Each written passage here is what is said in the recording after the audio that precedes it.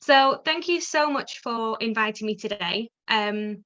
As Carol introduced, I've recently done a career change into sustainability through a master's programme at Anglia Ruskin in Cambridge, and that was also taught in part by the Eden Project, which was a very attractive part of the course because we got to spend 2 full weeks at Eden within the biomes and kind of experiencing how they embed sustainability as a tourism attraction and as an education centre as well. So my more recent role was as Sustainability Curriculum Coordinator, which is a mouthful for everyone at the college. And this was on a short-term project that I will introduce in a few moments to give you a bit of a background to how I've started. It was a very short-term project. It was only 6 months, so we packed quite a lot in. So I'll give you a few snapshots, but then I welcome anybody to contact me afterwards if they have more in-depth questions or need any extra resources as well. So I have just popped my LinkedIn information at the bottom of this slide as well, so as a way that everyone can get in contact later on. So a few things for the session. I'm hoping to give you a little bit of background on how I've ended up in the roles that I have, what it means to be a green lead from my experience. And I'd like to have a little bit of a conversation about education for sustainable development as just more than the content that we can provide. I'm hoping to give you a few tools to start your action, including using a framework which we call the 4 Cs. There'll be lots of times for questions, and you can put anything in the chat and someone will signal that to me, or we can have a proper Q&A once the presentation's over.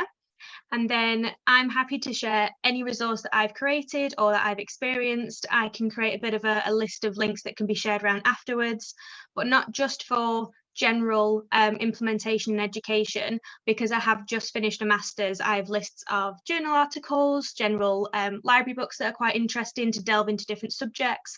If you want to get a few new podcasts to listen to on your morning commute or documentaries for your evenings, just to try and get a bit of a wider perspective on sustainability, just let me know and I'd be happy to share those as well.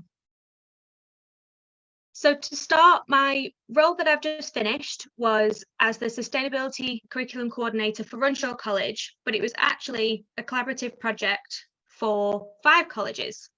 And our remit was to create a sustainable curriculum for Lancashire. So we're trying to create learners that are prepared to live and to work in a low carbon economy. Now, some of this has come from the DFE strategy. The DFE have said that the UK, for our context, wants to be the sustainable leader in education by 2030. And to get there, there's quite a lot of work to be done. So we used a framework called the FE Climate Action Roadmap, which covers everything from your curriculum to your estates to your finance. And then we use that as a bit of a framework to start our actions.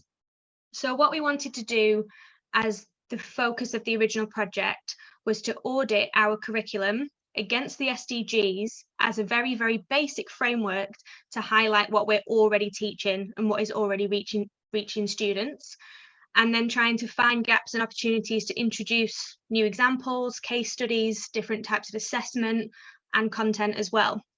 Now, this was the original remit, but it did grow to become something I think very different, a little bit more complex, a lot more collaborative. So a few things that we wanted to do is to make the invisible visible. And by that, we mean our staff are already doing incredible work with a lot of content. And it just might be that some of the content isn't made explicit as how it links to sustainability and why we're teaching stuff in a certain way. So that was one of our aims, which was why a mapping tool, which we'll go on to a bit later, was very effective. We really wanted to create more collaboration between the colleges, because within different institutions, there can be an element of wanting to maintain a competitive edge or wanting to see as be the college at the forefront of certain things. But for sustainability, the way that we will be successful is to move as many people towards the same goal. So there was a lot more collaboration and sharing of resources in this project than the college had experienced before. And again, it's all about the explicit content that we want to embed. So it's being very obvious about what we're trying to teach, why we're trying to teach it this way, and what skills and behaviours that will generate for students and staff as well. And also every college and every area is very different in terms of the local economy, what skills we need, what jobs students are likely to go towards. So the big factor was to allow every college and every classroom to tailor these lessons and campaigns into a way that suits them. So different countries will have different specialisms, their economy will have a different mix of industries. So it really needs to be a focus for increased social, economic and environmental welfare for your area. So a few of the pictures on there are a few of the things that we did. We've got bird boxes, we've got logos for sustainability content, posters about reducing beef in the canteen. We did a Green Careers Week, and we also created a sustainability website. So although the original remit was to just audit the curriculum, which is quite data heavy and didn't have a lot of interaction with students and staff, we really wanted to focus on getting people involved. I will leave you to read this a little bit later on when everything's sent round, but these are a few of the different ways that the different colleges tailored their approaches, whether they focused on staff campaigns, whether they focused on their estates team and using their land as a living lab. Some focused on IT infrastructure and digital waste. And then we also had a brand new course coming out of this project for teaching and learning for sustainable development, which I think over 25 staff started. They're currently on their last assignment, and several of them are already asking for their next course, which is really nice to see and hear about. That was a little bit about the project that I ran, and I will dip into examples as we go through for a little bit of inspiration. But mostly what we're trying to get today is, as a green lead, what does that mean? What kind of person will you become for your organisation? And a few things that I found when I first started was it will also take a while for people to realise what your position is. For about 3 weeks, I was the recycling lady. So to have those conversations and widen the perspectives of what sustainability is and how it is involved in the organisation can sometimes be your first start. But you will become the go-to person for sustainability, whether that's sustainability issues, questions, comments, people wanting to research things.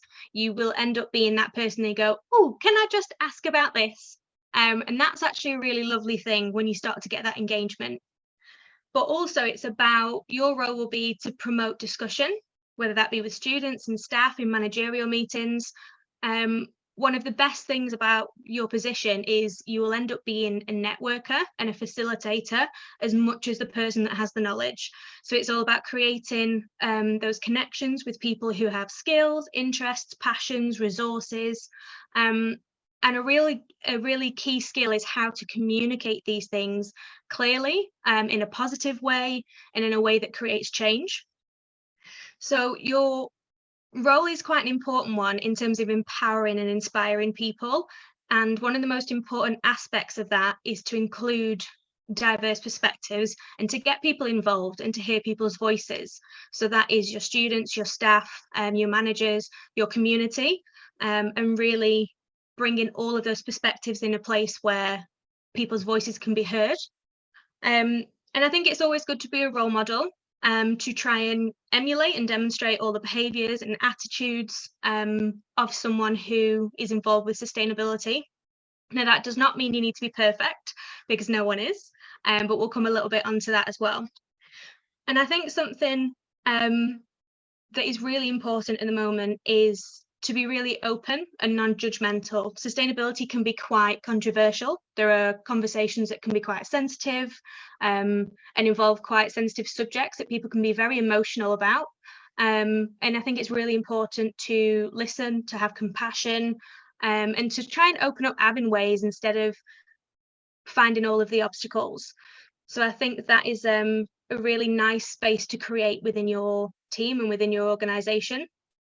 And I try and think about a green lead or someone who works in sustainability as the person that makes all of the interconnections. So the little diagram on there is kind of everybody working on their own in isolation, trying to make these changes, but the person in the center is the one able to make those connections. So you're kind of the systems thinker, and you are kind of on the top of an umbrella with a bird's eye view of everyone working, and hopefully bringing that into a bit more of harmony. Because I think when you start working, networking, and collaborating, the rate of change is so much faster. And I think it's always really good to see when you see those changes happening quicker. But with all that, that might sound like there's quite a lot of pressure on you there. But one of the things I also want to make sure you understand is it's okay not to be the expert on everything. There is no one sustainability expert, because you can't possibly understand climate justice, soil science, and ecology to the nth degree. So what you are as a green lead is there to kind of provoke that discussion, to signpost to resources, or someone described it as kind of the more knowledgeable other. Sustainability is changing so quick in energy and engineering and retrofitting that there's no possible way we would understand everything. So it's more just the awareness of the changes that are happening and knowing how to signpost people to certain topics. So it's also okay to say, I don't know about that, let's research it together. Or I think so-and-so in this department has more information on this, let's create a meeting and work through it together. And it's also okay to say no to projects. So as a green lead, it might be that you have lots of really passionate people who want to start straight away with all the things that they've been thinking about for years, and it's not possible to implement those straight away. You need to have a priority list in your head of what you want to achieve and why.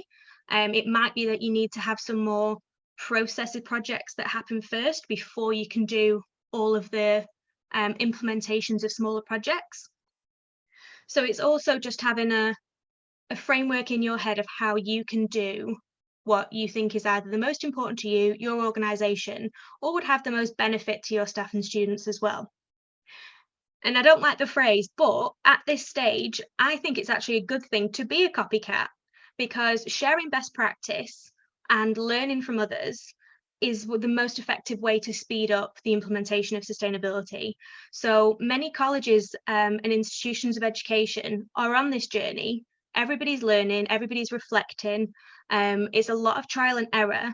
So a good practice is to use what is working well, develop on it, feed that back to someone if they've done a project and you've learned something from it, and then kind of take that development and multiply it with as many people as you network with.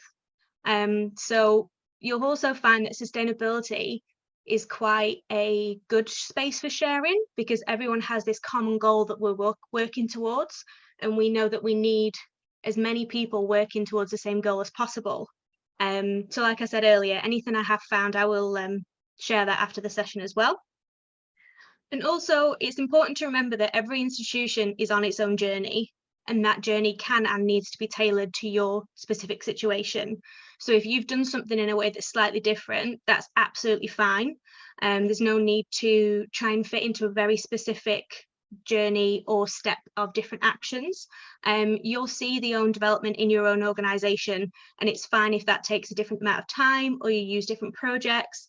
The goals and the behaviours and the skills that we're trying to teach and develop will all be the same in the end. So it's always good to have just a step back and to celebrate all the little wins, because it can feel like you're trying to do a lot all at the same time. So a lot of the green leads that I've talked to and worked with, and myself, we have this big fear of the tick box, because sustainability and what we're fighting for is something that is engendered in emotion, and we want to create positive change and to create a more equal society for people. So when it's boiled down to the changes in institutions that we need to make, it can feel like we're just ticking a box. And sometimes if you have staff or management that haven't quite got to the same stage you have in sustainability, it might feel like they're just ticking a box to keep you happy. However, there are a few things that I've done, I think, that help me with this kind of feeling. So when you're implementing new changes in your organisation, we tend to focus on the processes. So we're going to add sustainability content to every job description. And so we do that, and we've ticked that off in our heads, but what outcome has that actually made? Do new staff look at job descriptions and think, this place follows my values, this is where I would like to work? Is that the outcome we were originally desiring? Or for students, we can add so much content to a curriculum, but are the students actually enjoying the content? Are they learning from it? Is it a side effect? So I think always measuring the outcome, not just focusing on the processes, can reduce that feeling. And I think involving voice is really important.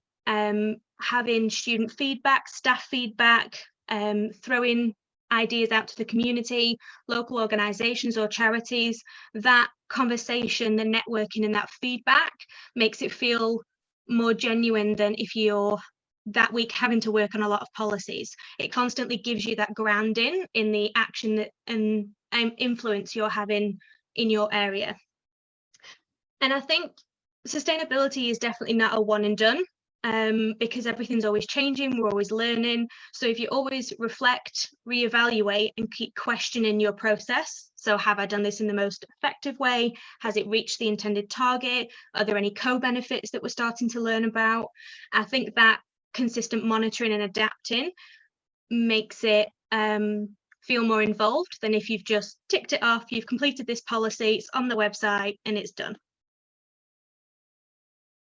So what actually is education for sustainable development? Because we throw ESD around quite a lot now, and sometimes going back to the nitty gritty can help. So the definition I've chosen here is the United Nations World Summit from 2005, so it has been around a while. But what we are trying to do is equip students and staff with the knowledge, understanding, skills and attributes to work and live in a way that safeguards environmental, social and economic well-being for now and the future. And I think the important things about that is it's not just the way that we will be going to work, it's the way that we live, it's what we will embed in our personal lives as well. And obviously, anytime we talk about sustainability, we are always trying to consider the three pillars of the environment, the social aspects, and the economy as well. Now, I have put a picture of the SDGs here, mainly because I use the definition from the UN. The SDGs, or Sustainable Development Goals, are an incredible framework to use, but they're not without their own questions. So they are good for provoking discussion, widening the perspective of what sustainability includes from not just the environment.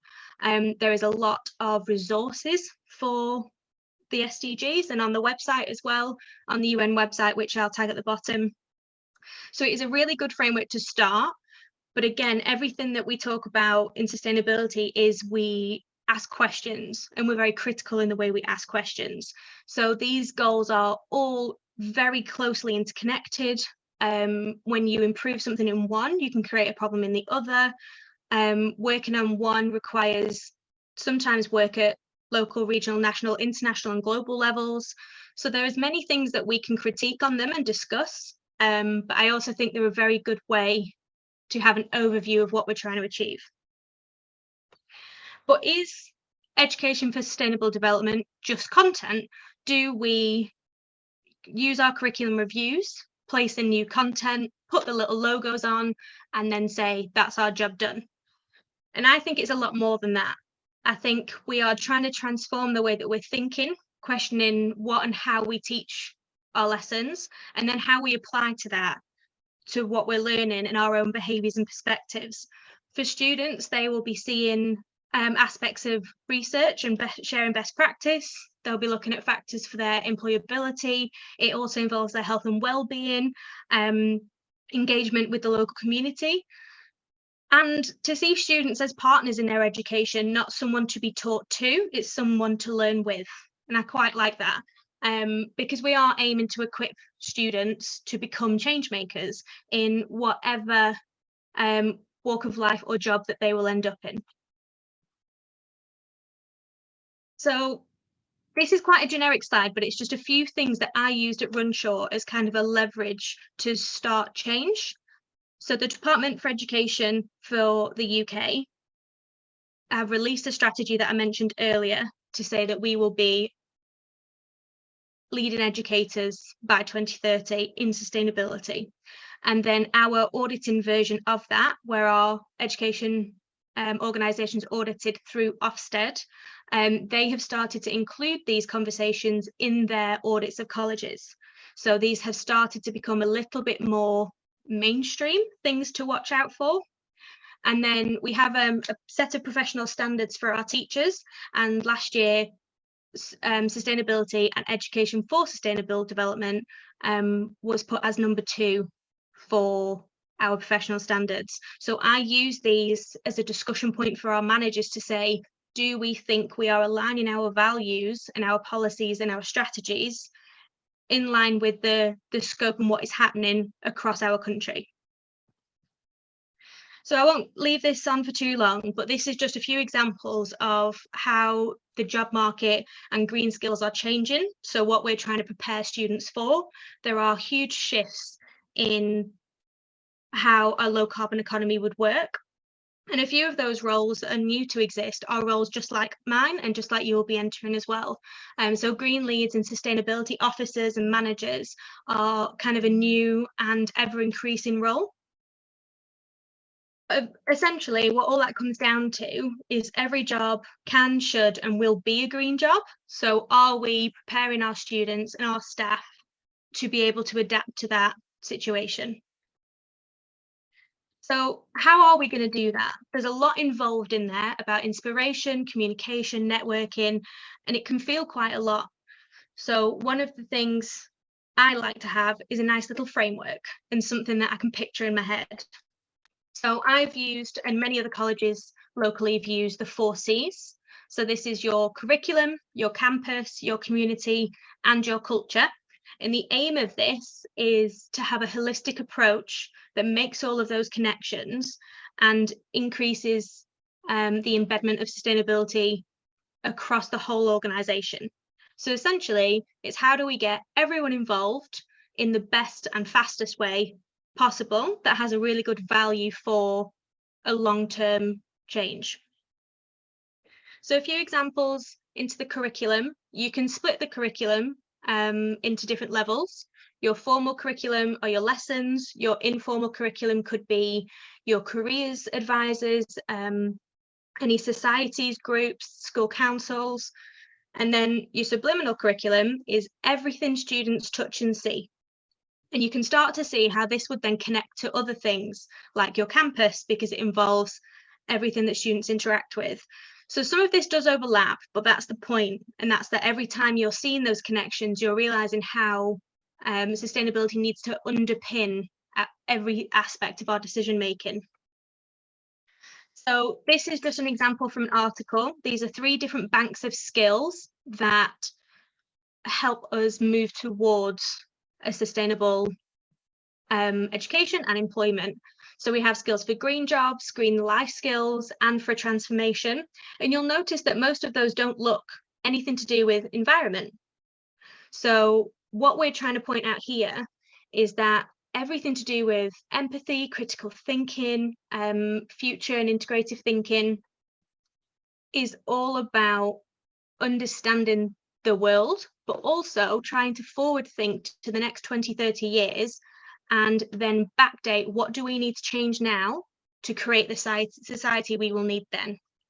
And I think these skills are just as important as green leads to make sure that we're teaching students than a lesson on climate science, which is needed and necessary to have that perspective. But I think we need to make sure we're integrating both. A few ways to do this, again, it can be tailored to any institution, are know your key players in your institution and in what you're researching. Think about your learning objectives, what are you actually aiming to achieve? And then not just to include it in class content, but to design it in your assessment and your learning activities to really measure that outcome. So are students really receiving what you're trying to create? And then use your learning environment. Some people have absolutely beautiful campuses. There are a lot of resources, your local areas. I'll mention this a bit later, but thinking global and then acting local. So taking all of these big ideas and then condensing them into something that is understandable, something we have contact with, and something we can act on is really important. And then again, it's always the reflection, evaluation, and then changing anything that we then learn from. So that's a little bit about the curriculum. There are a lot of resources that can help you embed in the curriculum, and I have got 2 links specifically for ELT and ELF, so I'll leave those for you at the end. If there's ever a subject specifically that you need help with or a type of resource that you're looking for, do just let me know. But I do think resources for sustainability aren't the issue. There are many. So we can always provide those with you at a later date for you to move through in your own time. Aspects of the campus part of the 4 Cs, we're trying to demonstrate these behaviours, and for students and staff we need to try and make, as an organisation, it's a responsibility to make the sustainable choice the easier one, and sometimes that can be difficult because we're also trying to prevent it being the more expensive choice. So there are lots of things that need time, consideration and research, but a few of the photos on there are different schemes that are run in the UK, and I can always have a look for options abroad as well, just let me know. But the Green Flag Award comes from the Eco Schools scheme, where students would do different environmental audits, choose ones most relative to their college, and then try and implement changes. There's lots of different stages to it, but it's quite a nice way to involve students and staff, and you become kind of an example for the community. But there's also things like campaigns for conscious consumption and changing behaviours, whether that be switching off lights, changing food in the canteen. We did one about composting, or in terms of a really good example is sustainable palm oil. And if anyone wants resources on that, do just let me know. And then you can even think about the biodiversity of your campus as well, like the hedgehog friendly campus, which is a really nice one to do to raise awareness of species in need. But I think it's also important to work with the estates team, work with your contractors. There are lots of pressures on companies now to become net zero. So companies that we contract and we are working with, we can always try and use those partnerships to engender faster change. But also one that is often forgotten about, which I think is really important, is procurement. So everything that is bought for your organisation, everything that your students touch, that they use, gives an example of what your organisation stands for. It is a very long job, but working with those teams can be really effective as well.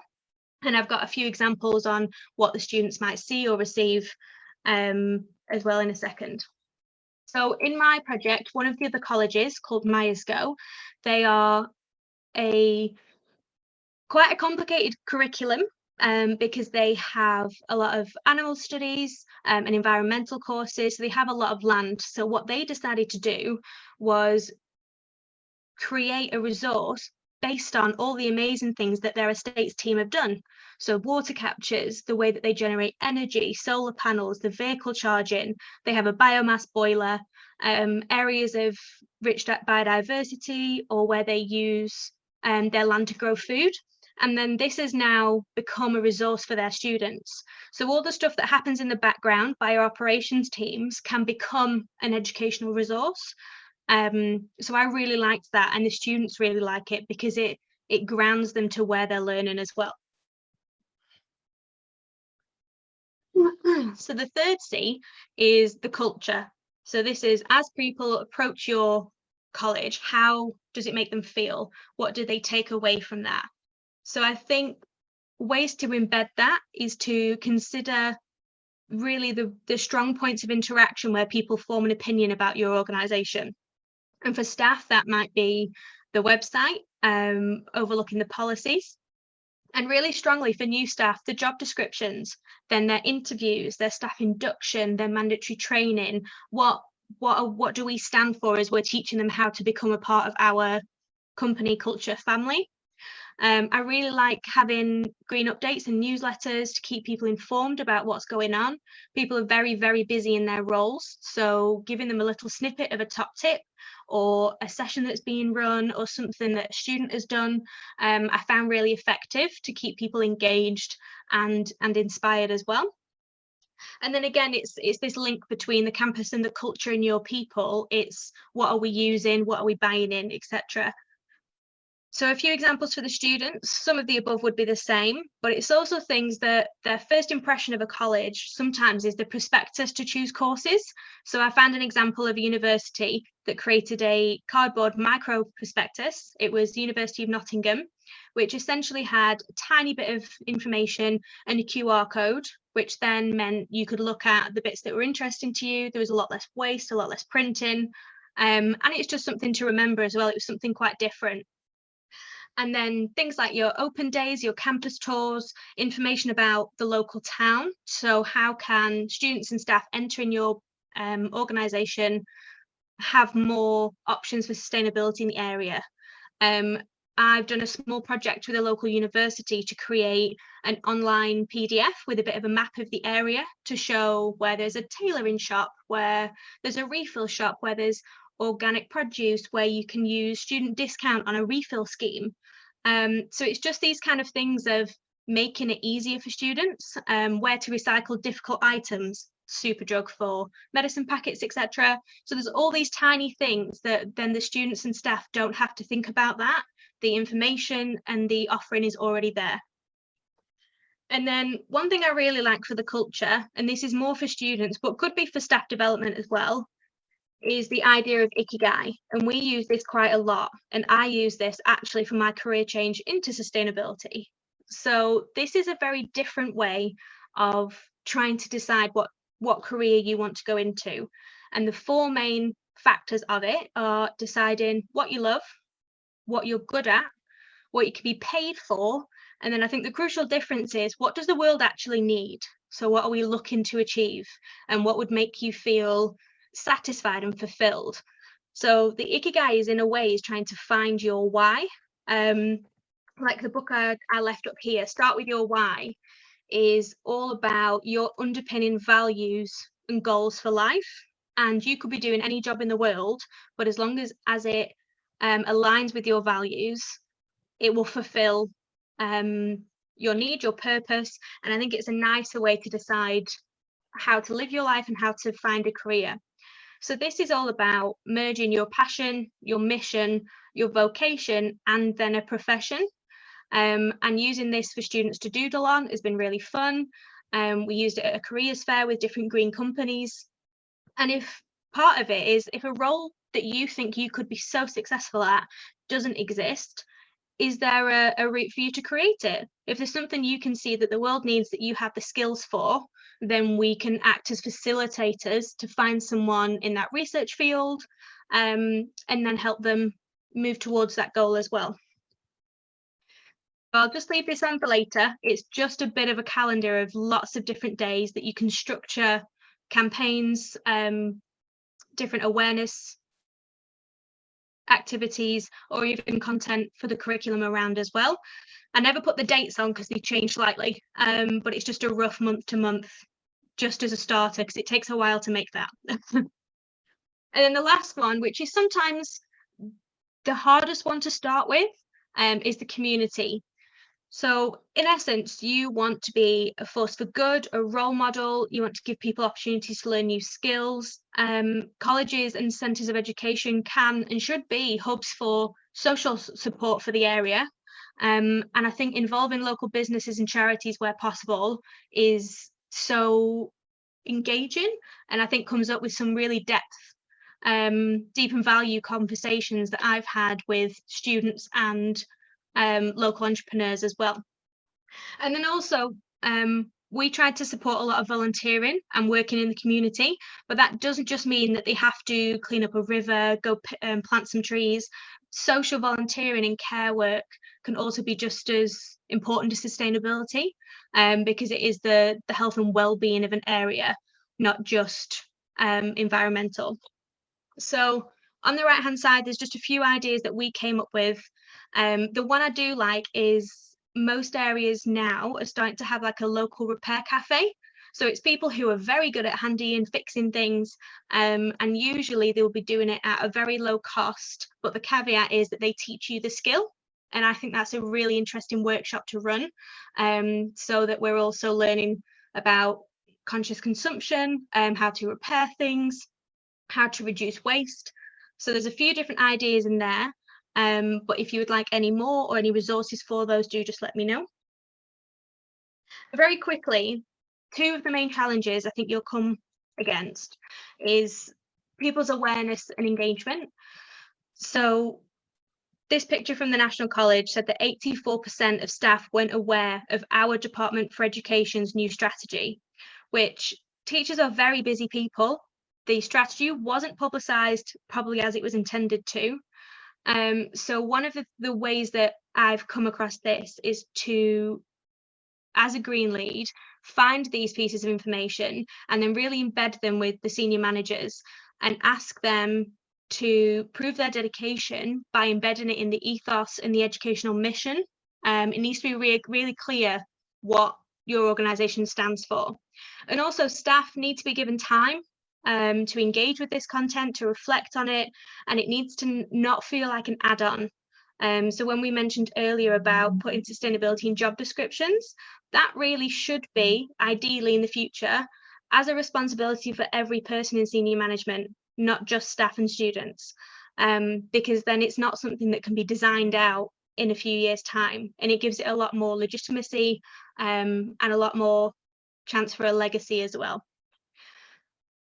I've put 3 keywords at the bottom there, which is something I learned at the Eden Project, is when you're trying to engage people in a topic, a good way to go about it is to reconnect them with the situation, which is the awe. So our world is pretty incredible, and we forget about a lot of the big things of how our world works when we're just going through our day-to-day. So when we're talking about deforestation, just reminding ourselves how incredible our weather system is and the Amazon rainforest, for example, and then really honing into the jeopardy. People can handle the truth of the situation that we are in, as long as it's dealt with in a clear way of communication with all of the facts and based on science. But then the key part to prevent or to ensure that there is engagement and change made is the agency side of things. So if you make people so amazed at our world and then how scared people can get when you talk about things like the climate crisis and then end there, then all you're creating is a fear and a disassociation with the change that we need to make. So I think sometimes the agency side of things is the most important bit. So when we're talking about any situation in sustainability, the thing you should always finish with is how can people take action? How can people make a difference? So if you don't do the agency section, you get this. You get the eco-anxiety of this is too complicated, it's too overwhelming, there's too much to know, I'm done. I don't know how to act, I don't know how to help. So the way that we combat this is all of your content and campaigns should be very relevant to the subject, to your area, to culture. Be very explicit in what you're teaching and why. Always focus on solutions to situations. So what can we actually do about something? And teach your students the empowerment and your staff. So we are powerful in ourselves. One person can make a difference, and even more so when we share inspiration, resources, and network with people. And teach people to be really critical. Always question everything. I invite you to question everything I've said today, and if there's anything you would want me to back up, then feel free. This is the point, I think, of sustainability, is to ask those questions, and to not think that the status quo is the right way to do it just because we've been doing it for a long time. And then I think my favorite thing to reduce eco-anxiety is to have the discussion about all of these global perspectives, all of the science, all of the climate science, and then bring it down to, so how can I make a difference in my area? Who can I contact? Who can I work with? Who can I teach? What job can I do? and then really focus on the act in local. And then with your staff and students, celebrate those acts and really focus on the positivity that you've changed and caused in your area. So a few of the key takeaways, and there's quite a few different things in there, but things that I would like you to go away with today are it's really crucial for education and for sustainable development to be embedded in the design and delivery of the whole organisation. It needs to be very holistic in its approach, with all of as many departments you can to get involved, whether that be your estates or your catering or marketing. It can be very important to have everyone's voice represented. And I think sustainability can seem overwhelming, but there is a sizzle to talk about the benefits, the relevance, the skills that you can develop, the change that you can make. And then again, be really focused on the action. And with that, have a plan. You might have a plan, the plan might go awry, and you might throw away the plan, but having a plan to start off with is a very effective way to keep things focused and make your priorities. And the most important thing is there is power in people. It can be quite overwhelming talking about sustainability topics, but through my master's, the people I was studying with were my greatest resource for positivity, for inspiration, for action. This isn't a journey you need to go on your own. And if you ever struggle for anything, now you can always contact me if you need a bit of a pep or some resources. And I think what we're aiming to do is make connections between people and our planet. And then I've just repeated the create some awe, give people the situation with the jeopardy. But the main thing we want to do is empower and give people agency to make change. Thank you very much. So one thing I've popped at the end here is it's a cheat sheet for critical thinking. So whenever you get stuck on a project, on a awareness activity or a campaign, ask these questions, and usually it will probably dig you out of that hole and give you so much more to play with and to work with.